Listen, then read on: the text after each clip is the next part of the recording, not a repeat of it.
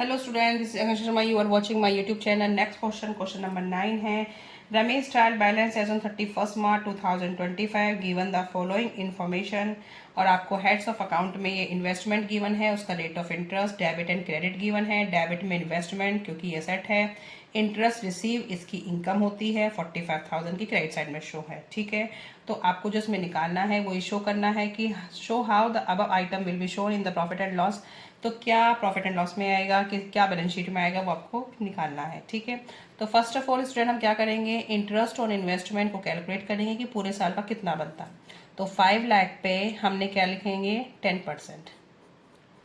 तो ये अमाउंट आ गया मेरा ₹50,000।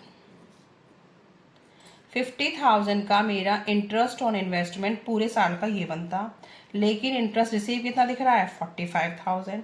तो 5,000 का हमारा क्या है, 5,000 का हमें मिला नहीं है, ये हमें मिलेगा। ठीक है, इसे आप एक्रूड इंटरेस्ट के नाम से दिखा देंगे। ठीक है, अभी किस तरीके से आएगा, प्रॉफिट एंड लॉस में आप इसे क्रेडिट साइड में, credit side interest received 45,000 add accrued interest 5,000, तो टोटल आ जाएगा 50,000 का।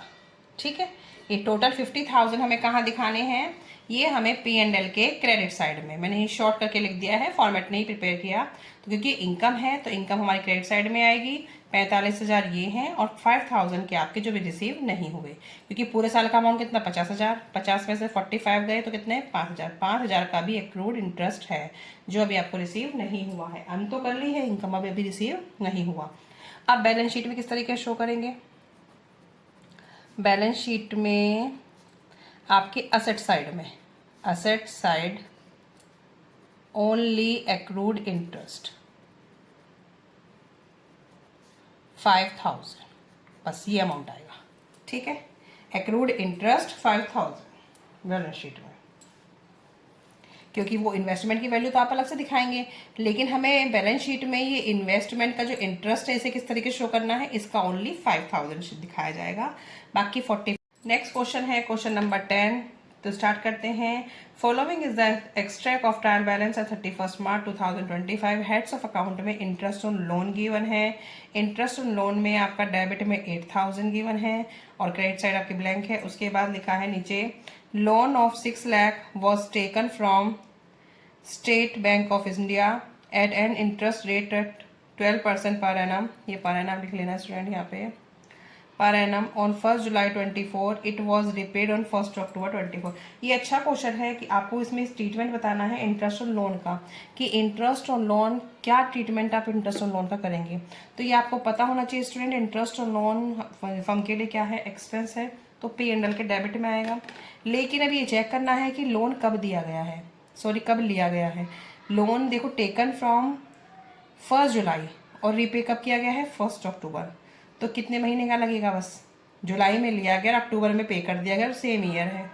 तो हम पहले कैलकुलेट करेंगे, 6 लाख का लोन का अमाउंट था, 12% था, और जुलाई अगस्त सितंबर 3/12। अब इसे कैलकुलेट करेंगे, 18,000 मेरा इंटरेस्ट ऑन लोन 18,000 मेरे पूरे साल का था, और 8,000 वहाँ डेबिट में शो हो रहा है। तो हमारा आउटस्टैंडिंग कितना हो जाएगा, आउटस्टैंडिंग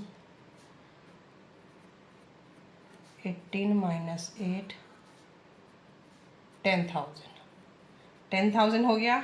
अब 10,000 को हम कैसे करेंगे, प्रॉफिट एंड लॉस अकाउंट के डेबिट साइड में interest on loan 8,000 plus outstanding loan 10,000, तो ये 18,000 डेबिट साइड में आएंगे। ठीक है। Interest on loan plus outstanding loan 8,000 plus 10,000 18,000। और बैलेंस शीट में किस तरीके से आएंगे? बैलेंस शीट में लायबिलिटी साइड में, ठीक है। जो बैलेंस शीट आप प्रिपेयर करेंगे और उसमें किस तरीके से शो किया जाएगा? लायबिलिटी साइड में